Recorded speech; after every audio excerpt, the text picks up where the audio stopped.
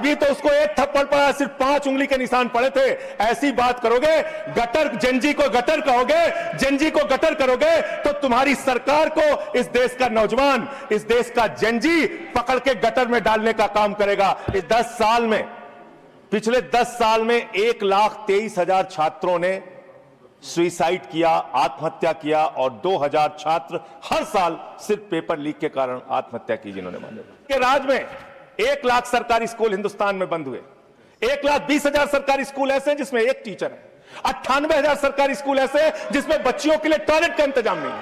1,19,000 सरकारी स्कूल ऐसे हैं जिसमें बिजली का इंतजाम नहीं मानने वाले। यह सरकार शिक्षा के ऊपर मात्र 2% पैसा खर्च करती है, मिड डे मील में नमक रोटी खाने को देती है, क्योंकि मोदी जी का नारा है अनपढ़ रहेगा इंडिया, तभी तो अंधभक्त बनेगा इंडिया।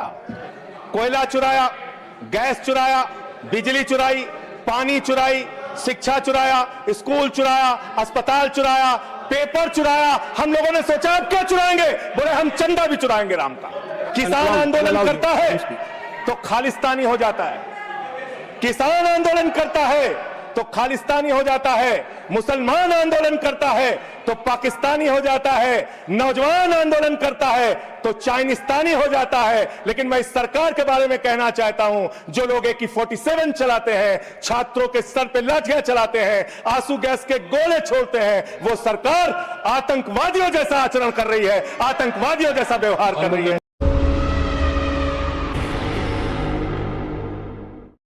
इस महत्वपूर्ण बिल पे मुझे अपनी बात कहने का मौका दिया।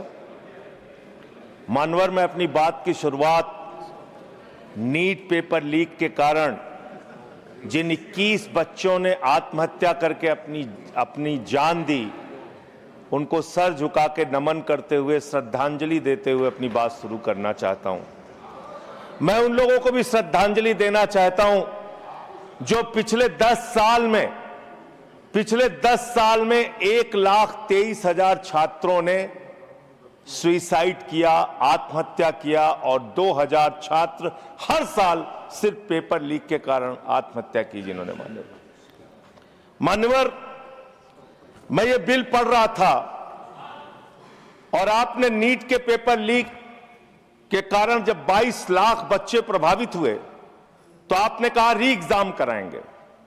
पहली बार जब आपने एग्जाम कराया तो 22,80,000 बच्चे उसमें बैठे थे, लेकिन दोबारा जब आपने री एग्जाम कराया तो उसमें मात्र 20 लाख बच्चों ने हिस्सा लिया। 2,80,000 बच्चों ने हिस्सा नहीं लिया। उस गुनाह के लिए, उस पाप के लिए जिम्मेदार कौन है? दूसरी बात मान्यवर, यह बिल देख के मुझे लगता है कि सरकार खुद स्वीकार कर रही है कि देखो भाई, पेपर लीक तो होगा, पेपर लीक हम नहीं रोक पाएंगे, पेपर लीक होगा। हत्या के खिलाफ सख्त कानून बनता है, बलात्कार के खिलाफ सख्त कानून बनता है, तो कोई हत्या का अपराधी होता है, बलात्कार का अपराधी होता है जिसको सजा मिलती है। पेपर कराने की जिम्मेदारी तो सरकार की है मान्यवर, पेपर कराने की जिम्मेदारी तो सरकार की है। आपको अपने ऊपर कॉन्फिडेंस ही नहीं है कि आप ऐसा पेपर कराएंगे जिसमें पेपर लीक ना हो, यह आपको कॉन्फिडेंस नहीं, इसलिए आप ये कानून लेके आए। कानून में लिखा क्या है? इस कानून में आप लिख रहे हैं 2 महीने में इन्वेस्टिगेशन पूरी हो जाएगी, 3 महीने में ट्रायल खत्म हो जाएगा, 2 महीने में इन्वेस्टिगेशन पूरी हो जाएगी, 3 महीने में ट्रायल खत्म हो जाएगा। कितने कोर्ट है आपके पास? पूरे देश में कितने जजेस हैं आपके पास? फास्ट ट्रैक कोर्ट की असलियत मान्यवर पता है आपको? 2.5 lakh cases fast track court के अंदर पेंडिंग पड़े हुए हैं। यह आपकी हकीकत है। फास्ट ट्रैक कोर्ट की हालत यह है, एक लड़की एसिड विक्टिम, शाहीन नाम है उसका, 15 साल तक फास्ट ट्रैक कोर्ट में उसका मुकदमा चला और 15 साल के बाद सारे के सारे आरोपी बरी हो गए। क्या फास्ट ट्रैक कोर्ट की बात आप कर रहे हैं? गुमराह करने की बात आप करते हैं मान्यवर। इनके राज में 1 लाख सरकारी स्कूल हिंदुस्तान में बंद हुए। 1,20,000 सरकारी स्कूल ऐसे हैं जिसमें एक टीचर है। 98,000 सरकारी स्कूल ऐसे हैं जिसमें बच्चियों के लिए टॉयलेट का इंतजाम नहीं है। 1,19,000 सरकारी स्कूल ऐसे हैं जिसमें बिजली का इंतजाम नहीं है मान्यवर। यह सरकार शिक्षा के ऊपर मात्र 2% पैसा खर्च करती है, मिड डे मील में नमक रोटी खाने को देती है।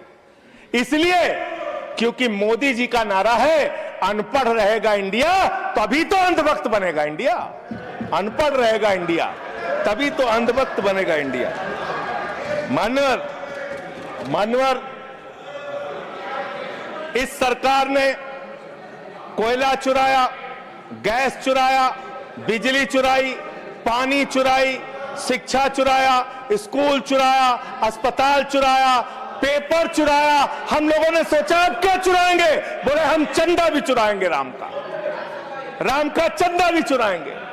पेपर चोरी से लेके चंदा चोरी तक सारे चोरी के गुनाह में तुम लोग शामिल हो। मान्यवर, किसान आंदोलन करता है तो खालिस्तानी हो जाता है, किसान आंदोलन करता है तो खालिस्तानी हो जाता है, मुसलमान आंदोलन करता है तो पाकिस्तानी हो जाता है, नौजवान आंदोलन करता है तो चाइनिस्तानी हो जाता है। लेकिन मैं इस सरकार के बारे में कहना चाहता हूं, जो लोग AK-47 चलाते हैं, छात्रों के सर पे लाठियां चलाते हैं, आंसू गैस के गोले छोड़ते हैं, वो सरकार आतंकवादियों जैसा आचरण कर रही है, आतंकवादियों जैसा व्यवहार कर रही है। मैं ये कहना चाहता हूं। मान्यवर, प्लीज कंक्लूड, प्लीज। मान्यवर, मैं आपके माध्यम से इनको एक सुझाव देना चाहता हूं। इनकी एक सांसद ने वहां पर गई हुई नौजवान, खत्म कर रहा हूं सर, सबके ऊपर आपने 1-2 मिनट लिया, मुझे भी दे दीजिए। टाइम खत्म हो रहा, बोलिए सर, अभी तो 3 मिनट बाकी है सर, बोलिए सर। छात्र जो गए वहां आंदोलन करने, उनको बर्बरतापूर्वक मारा गया, लाठियों से पीटा गया सर, उनके सर फोड़ दिए गए, उनके ऊपर आंसू गैस के गोले छोड़े गए, वो चीखते रहे, चिल्लाते रहे, 500 छात्रों को घायल किया। और बिहार के अंदर इन लोगों ने AK-47 चलाया सर। वो आतंकवादी हैं हमारे छात्र, वो हमारे घरों के बच्चे आतंकवादी हैं सर, जिनके ऊपर आपने गोलियां चलाई। और तो और इनकी एक सांसद है मान्यवर, उन्होंने किसान आंदोलन में किसानों को गालियां दी, नौजवानों के आंदोलन में नौजवानों के लिए इतनी भद्दी टिप्पणी की मान्यवर, इस सदन के अंदर मैं कह नहीं सकता मान्यवर। हमारी बच्चियों